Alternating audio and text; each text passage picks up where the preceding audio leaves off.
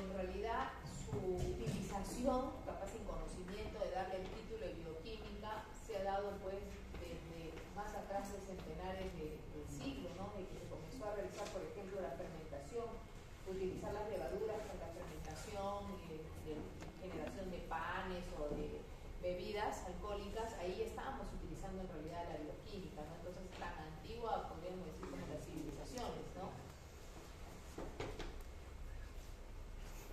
Cuando nosotros estudiamos a la bioquímica, si ustedes cogen un libro de bioquímica, uno de los primeros capítulos está dedicado a lo que es el estudio de las enzimas, ¿no? Y es por eso que en el siglo anterior también ya dimos una pequeña explicación de qué eran las enzimas y por qué eran importantes. Ahora en bioquímica es donde van a demostrar su real importancia, estas enzimas que solo mencionamos un poquito en el curso de biología, ¿no? La primera parte de un libro de bioquímica entonces habla sobre las enzimas, su estudio, la regulación de la actividad enzimática, y luego se pasa a lo que es el metabolismo intermedio, como les digo ya, cómo actúan estas en diferentes vías metabólicas, ¿no? Y la última parte, como está normalmente en el libro de Harper, es la bioquímica clínica, donde se habla de metabolismo del grupo hemo, metabolismo del cáncer, metabolismo de la diabetes, entre otros, los xenobióticos, ¿no? Que en el caso de ustedes le dije que lo van a ver dentro de una práctica más bien, ¿ya? Cuando hablamos de xenobióticos nos referimos a todas aquellas sustancias que resultan extrañas a nosotros porque no son parte de nuestra síntesis, pero que nosotros normalmente estamos en contacto con ellos, como por ejemplo, ¿qué moléculas? Los fármacos, ¿no? Que tienen importancia relevante para ustedes justamente porque son futuros médicos, ¿no? Muy bien, nosotros vamos a iniciar no con el tema de enzimas, sino con el tema de proteínas, porque como ustedes ya saben, el grueso de las enzimas son proteínas, así que las proteínas, que además ya hemos destacado que son el principal constituyente bioquímico entonces de nuestra constitución, pues tienen que tener aquí también un apartado especial para que lo recordemos y podamos también tenerlos presentes cuando hablemos de las enzimas. Ya nosotros hemos dicho que las proteínas eran ¿qué? Muy bien, macromoléculas que en solución van a formar disoluciones coloidales, ¿no? Con particulares propiedades, ¿cierto? ¿Son de gran tamaño o son pequeñas? Por lo general son de gran tamaño, ¿no? Por eso son macromoléculas, ¿no? ¿Y su estructura cómo era? ¿Simple o compleja? Bastante compleja. Las proteínas justamente tienen esa particularidad, ¿no? Que pueden adoptar estructuras o niveles estructurales sumamente complejos, al punto que hablamos hasta de dominios, ¿no? Hablamos de proteínas que podían estar constituidas por una sola cadena, proteínas que podían estar constituidas más bien por varias cadenas, algunos sectores con plegamientos de alfa hélice, otros podían tener láminas plegadas, otros alternando a ambos, ¿no es cierto?, con codos. Hemos visto todos esos estados diferentes, ¿no?, que podíamos encontrar. Entonces, por eso las destacamos, porque son el principal constituyente. Más del 50% de la masa celular corresponde a proteínas. Ya se imaginan pues toda la suma de, mejor dicho, ya recordarán la suma de diversas funciones en las que podíamos encontrarlas a ellas allí cumpliendo, ¿no? Químicamente, ¿cuáles son los elementos mayoritarios de una proteína? ¿Se acuerdan? Carbono, oxígeno, nitrógeno, ¿no? Destacamos el nitrógeno porque no muchos componentes lo tienen, ¿no? Y las proteínas lo tenían. Y también pueden tener otros adicionales, ¿no? Como fósforo, azufre, entre otros. Pero estos que han mencionado justamente son los mayoritarios. Para hablar de una proteína, ¿se acuerdan que había que diferenciar de lo que eran simples péptidos, ¿no? ¿Cuál era la diferencia? El tamaño. Para hablar de proteínas, la mayoría de textos, más no todos, ¿no? Porque algunos me mostraron, ¿no?, que también tenían otros textos donde no consideraban ese límite, pero la mayoría coincidía con que ¿cuántos aminoácidos tenía que tener una proteína para ser llamada? Muy bien, de 50 a más aminoácidos para que ya se pueda llamar proteína, ¿no? Un poco más pequeño que esto estaríamos hablando fundamentalmente de péptidos, ¿no? ¿Y cuál era ese enlace fundamental que unía? Muy bien, el enlace peptídico. ¿Un enlace que aparecía de la nada o se formaba de la reacción de grupos en particular que reaccionaban? ¿Qué grupo? Muy bien.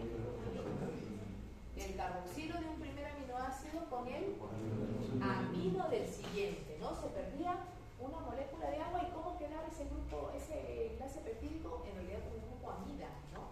¿Qué estructura tenía? Si reaccionó el carboxilo con el amino y pierden elementos del agua, me quedaba un CONH, ¿no es cierto? Esa era la estructura del enlace peptídico. Muy bien, que ahora vamos a recordar. Tengamos presente que las proteínas tienen una gran versatilidad estructural y también eso tiene que estar relacionado con la versatilidad de funciones, ¿no? La estructura determina mucho la función que finalmente una molécula va a cumplir y esto veíamos en las proteínas. Bien, por ahí uno de sus compañeros me estaba diciendo, una compañera, ¿no? Me estaba señalando, estas cuando se encuentran en medio acuoso forman las llamadas disoluciones coloidales. En el semestre anterior habíamos marcado esa diferencia, ¿no? Que se entiende por solución verdadera, una suspensión más bien, y en el medio teníamos a las disoluciones coloidales, ¿no? ¿Cuál es el ejemplo de una suspensión? Tierra, por ejemplo, ¿no? Con un puño de tierra en agua, ustedes movían, decíamos, sí, parece que se está disolviendo, se ponía marrón, como que están mezclando, pero al rato todo sigue al fondo, ¿no? O sea, componentes mayores a 100 nanómetros. En cambio, en la disolución coloidal hablamos de 1 a 100 nanómetros y en ese tamaño justamente encajan las macromoléculas, especialmente proteínas, y también podrían incluirse algunas otras macromoléculas, pero por excepción las proteínas, por supuesto, entran aquí, ¿no? En cambio, en una solución verdadera, pues las partículas son tan pequeñas, menos de 1 nanómetro, que uno mueve, y si hay una disolución correcta, ¿no? Por eso se dice verdadera. Decimos que un rango promedio para las proteínas de constituyente aminoácido sería entre 50 a 2000 aminoácidos, pero no todas las proteínas están dentro de este rango, ¿no? Había proteínas incluso más grandes que este límite de 2000 aminoácidos, pero sí el común denominador suele calzar aquí, ¿no? Entre centenares a miles. Por favor, 10 minutitos antes de la una me avisan para tomar la lista y poder dejarlos abiertos. Con respecto a su clasificación de proteínas, también ustedes recordarán que las podíamos clasificar siguiendo varios criterios, según su, vamos a decir, su constitución y según su conformación en el espacio, hasta según su función también podríamos haber subdividido, ¿no? Según su configuración en el espacio, habían dos grupos. ¿Cuáles eran? Configuración en el espacio. Fibrosas, muy bien, y globulares. Y según su constitución, muy bien, las homoproteínas y las Z, que solamente estaban constituidas de aminoácidos, o sea, lo básico y elemental que todo tiene que tener, y las que aparte tenían algo más, ¿no? Como por ahí teníamos a las glucoproteínas, lipoproteínas, cromoproteínas, donde está la hemoglobina, por ejemplo, que ahora va a ser motivo de toda una clase, ¿no? Estudiar a esa hemoglobina. Entonces, podemos utilizar varios criterios, ¿no? Para su clasificación, como dice allí. Dentro de sus propiedades, algunas que mencionamos en el ciclo anterior fue su capacidad de ser desnaturalizadas, ¿se acuerdan? También estaba la precipitación por diferentes agentes.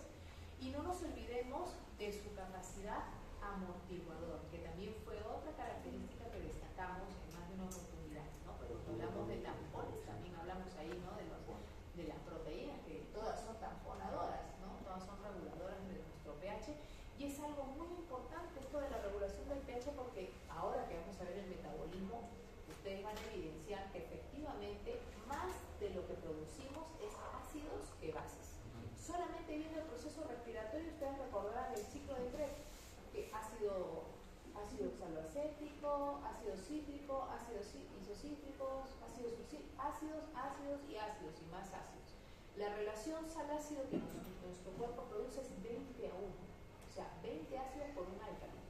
O sea que nuestro propio metabolismo nos tendería, ¿no? La acidez nos tendería a la neutralidad que nos caracteriza, sino más bien nos tendería a la acidez si no fuera por la acción de nuestros tampones, ¿no es cierto? Por un lado, primera línea de ataque de contrarrestar cambios en el pH.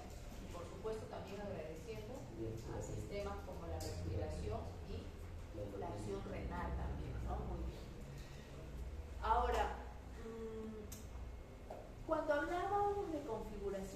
espacio.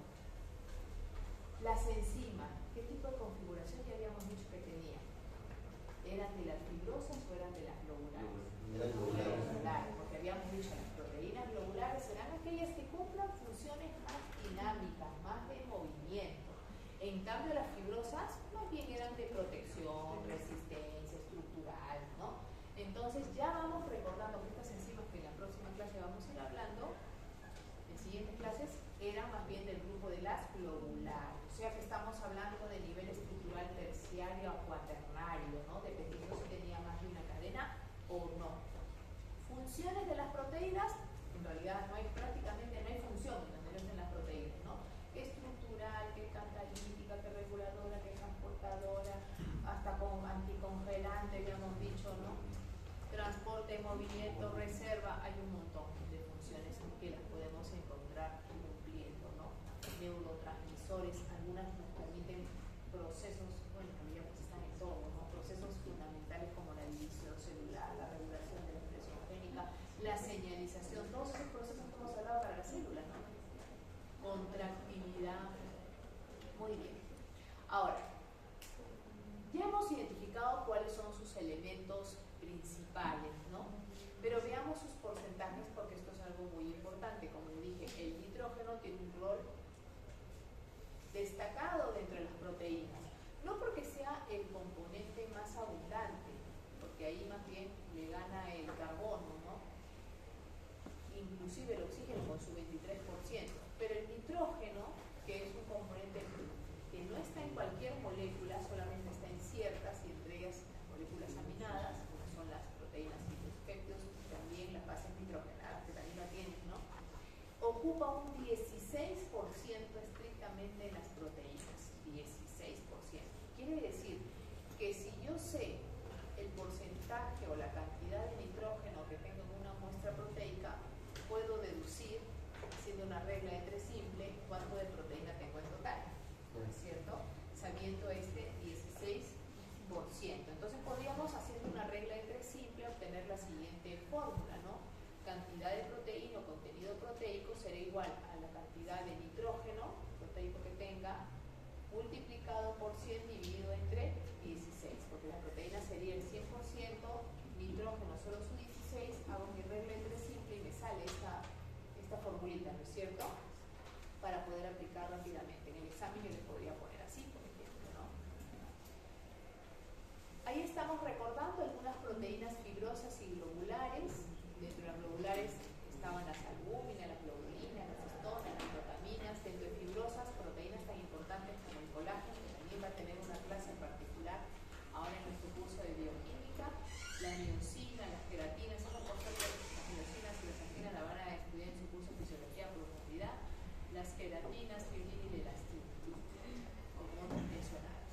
Algunas diferencias importantes, estructurales y bioquímicas, digamos, entre las globulares y las fibrosas.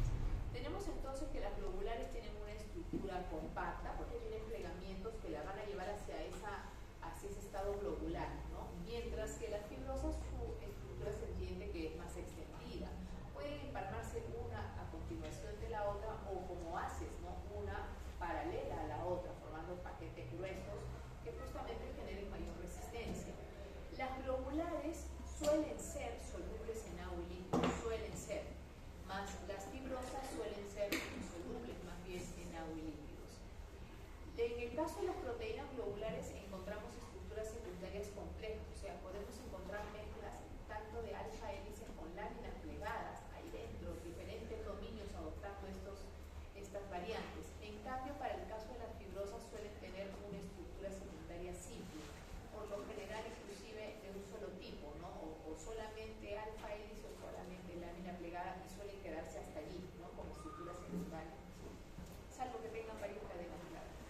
La estructura cuaternaria en el caso de las globulares está estabilizada por interacciones no covalentes, en cambio en las fibrosas por covalentes. Esto tiene que ver para justamente la dinámica de las globulares, imagínense si son enzimas, ¿no? Que el sitio activo se muestre, no se muestre, justamente sea más fácil de movilizar, ¿no? Acá podemos ver algunos ejemplos de datos moleculares de algunas proteínas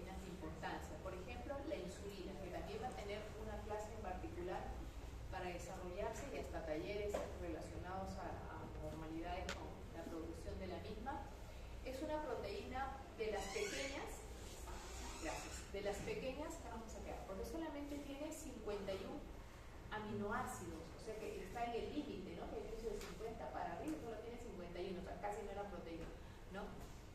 Considerar, y tiene dos cadenas que la conforman. Citocromo C de la cadena respiratoria, ¿no? Una sola cadena, ya está más grandecita, casi al doble. La RNasa bovina, una sola cadena, también está por ahí 124.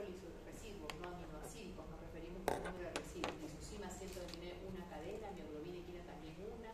Quimiotripsina bovina, más bien tiene 3 cadenas. Ya estamos viendo un cambio desde la insulina que hablábamos de 51 aminoácidos, estamos hablando a 241 aminoácidos y estamos hablando de centenares, ¿no? Hemoglobina humana, 574 residuos, grandecita, ¿no? Será por eso también las varias funciones que cumple. 4 cadenas, como lo habíamos visto ya en el ciclo anterior, la inmunoglobulina G, la IgG también 4 cadenas, la glutamato deshidrogenasa 6 cadenas. Miren, 8.300 residuos, o sea, ni imaginármelo, ¿no es cierto? Cuando vemos un gráfico, 8.000, la IgG también 1.320 residuos. ¿Cómo no van a ser complejas, ¿no? En realidad? Muy bien, jóvenes, nos vamos a quedar